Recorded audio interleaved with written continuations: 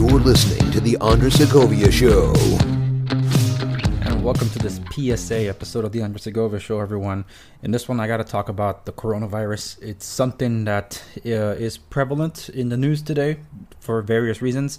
I go more in depth into that in the Off the Record episode. So by all means, if you're not already signed up for Off the Record, it's available for free for now. So you don't have to sign up or anything. So you are able to find that episode at www.theandresegovia.com to hear me talk about everything else behind the scenes about this coronavirus media coverage. But in this episode for PSA, I just wanted to quickly do some basic tips, pro tips on how you can take care of yourself, how you can prevent certain things, and how you can look after others that are also suffering from this. But let's get to the nitty gritty, the trueness of this thing, because we got to cut through the noise and get to the facts.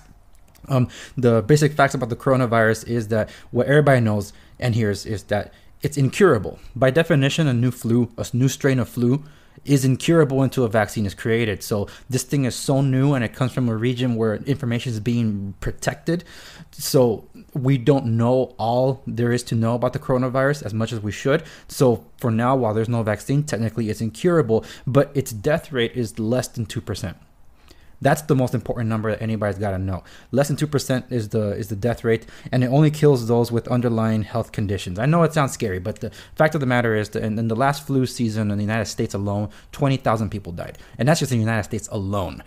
But more people are having a reaction to this because it's scary to hear that there's a new virus, it's spreading around, and people don't know much about it. And that's because of where the situation originated from, which in this case is mainland China, where the state-run media has really controlled the information that's coming out of there. But what we have to confront now, besides the fact that there's a lot of fear-mongering in the media, we just got to cut through the noise and get to the bottom of this. So what is this coronavirus? Technically, it's basically a more powerful strain of flu, and it's mortal mostly to those with underlying health conditions, and the mortality rate is deadly to those that are over the age of 60 or 65, and especially if they already have underlying health conditions, as I listed. So what are the symptoms of this? Well, it's a flu. So technically it's a fever, cough, and shortness of breath. Those are the main three symptoms that you can find or it can appear after 2 to 14 days after you've been exposed. So if you have the flu, odds are it could just be the flu. But if you really want to rule things out, by all means, go get yourself checked out so you can make sure that you've been ruled out. How does it spread? Well, it's person to person, and can someone spread the virus without being sick? Well, according to the CDC, it's thought that most people are contagious when they are most symptomatic. In other words, the sickest as they can be. And when it comes to prevention and treatment, it's what you typically do. If someone is sick, try to keep a distance. It was a family member or you're outside, you try to keep a distance and avoid touching your eyes, nose, and mouth. And if you're sick, stay home.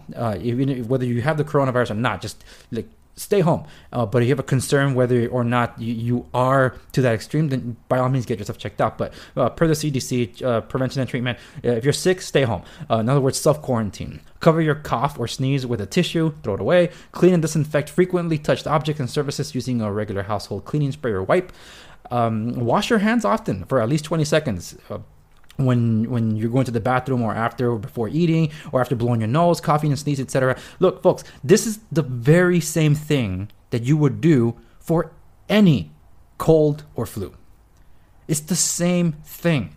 People just got to learn to be hygienic and be considerate of others. So those are the things that you need to take into account. So again, who's at the highest risk of this? It's really older adults and people who have serious chronic medical conditions like heart disease, diabetes, and lung disease.